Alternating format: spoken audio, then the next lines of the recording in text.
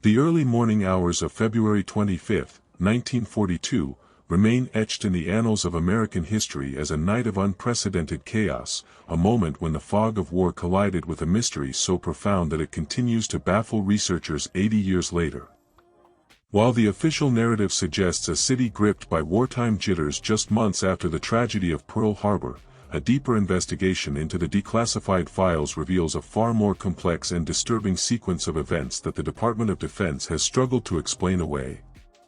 Imagine the scene as the air raid sirens began their haunting wail across the Los Angeles basin, plunging millions into darkness while the 37th Coast Artillery Brigade took their positions behind massive anti-aircraft batteries, their eyes fixed on a glowing, stationary object that defied the laws of physics as it hovered silently amidst a literal hurricane of exploding lead and steel. This was not a fleeting glimpse or a momentary radar glitch, but a sustained military engagement where over 1,400 rounds of ammunition were spent against a target that refused to fall, refused to retreat, and ultimately vanished into the California mist without leaving a single bolt or shard of wreckage behind for the public to examine. As we peel back the layers of Item 5, we must confront the staggering disconnect between the visual evidence and the subsequent government dismissal of the event as a mere case of nerves and weather balloons.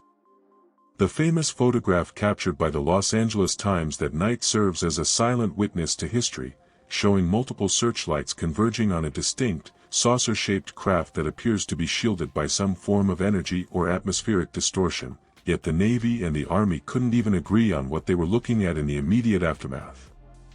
While Secretary of the Navy Frank Knox dismissively labeled the entire episode a false alarm fueled by the anxiety of a nation at war, internal memos destined for the desk of President Franklin D. Roosevelt told a drastically different story, one of unidentified aerial vehicles moving at speeds and altitudes that no known aircraft of the era could possibly achieve.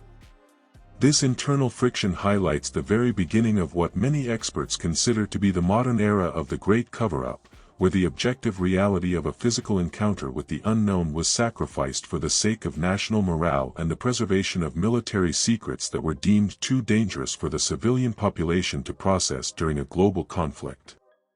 The declassified documents released decades later under the Freedom of Information Act provide a chilling roadmap into the bureaucratic machinery of silence, showing how eyewitness accounts from seasoned combat veterans were systematically marginalized or reclassified to fit a more palatable explanation. Commanders on the ground reported seeing a large, rectangular or circular object that changed colors from a dull orange to a brilliant silver, moving with a mechanical precision that suggested intelligent control rather than the erratic drifting of a meteorological instrument. Despite these reports, the official 1983 historical review by the Office of Air Force History attempted to close the book by attributing the sightings to a combination of stray weather balloons and the optical illusion of shell bursts reflecting in the searchlights, an explanation that many find insulting given the sheer volume of fire directed at the target. This narrative of a meteorological mishap falls apart when you consider the radar tracking data and the fact that the object was observed by thousands of citizens across the coast, many of whom described a craft that was impervious to the explosive power of the United States military's best defensive weaponry. To understand the magnitude of what was hidden, we must look at the psychological landscape of 1942 and why the government would go to such lengths to suppress the truth of an extraterrestrial or advanced technological presence over American soil. If the Pentagon admitted that a craft of unknown origin could hover with impunity over a major American city while shrugging off 1,400 rounds of anti-aircraft fire, it would have signaled a total loss of air superiority and a vulnerability that would have been catastrophic for the war effort. Therefore, the decision was made to treat the Battle of Los Angeles not as a mystery to be solved, but as an embarrassment to be erased, a policy that set the precedent for how the military would handle the Roswell incident and the subsequent waves of sightings that would follow in the decades to come. The Item 5 evidence suggests that the physical craft was likely recovering or analyzing our defensive capabilities, a silent observer that demonstrated a level of technological sophistication that we are only now beginning to understand through modern UAP disclosures. Furthermore, the testimonies of the residents who lived through that night describe a city under siege not by the Japanese, but by something far more ethereal and terrifying, a presence that made no sound and showed no hostility but simply existed in defiance of our reality.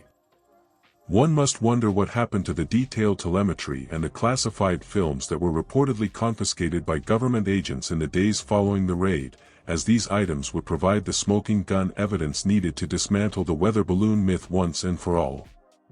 The silence from the archives regarding the specific flight path of the object and its final point of departure suggests that the military may have tracked it much further than they ever admitted, possibly even to an undersea or transmedium origin point off the coast of Catalina Island, an area still known today for its anomalous activity.